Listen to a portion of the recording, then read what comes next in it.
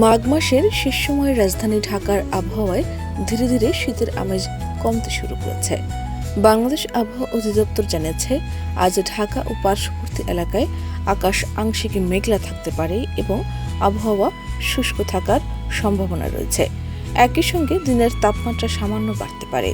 আজকের সর্বনিম্ন তাপমাত্রা রেকর্ড করা হয়েছে 18.5 ডিগ্রি সেলসিয়াস। এই সময়ে উত্তর বা উত্তর পশ্চিম দিক থেকে ঘন্টায় 5 থেকে 10 কিলোমিটার বেগে বাতাস প্রবাহিত হতে পারে। দিনের তাপমাত্রা সামান্য বৃদ্ধি পাওয়ার সম্ভাবনাও রয়েছে।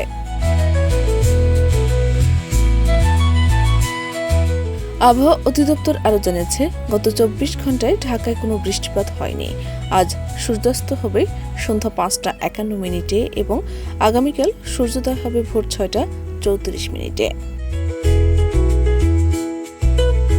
এদিকে দেশের উত্তরাঞ্চলে আজ সকালে হালকা শীত অনুভূত হলেও বেলা বাড়ার সঙ্গে সঙ্গে তা কমে আসতে পারে।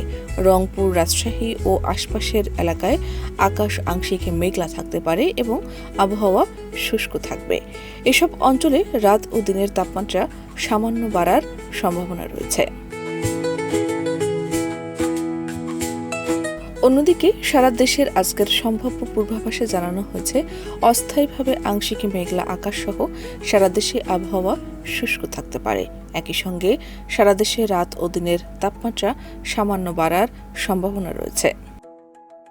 শাহনাজ পারভীন, দেশ রূপান্তর।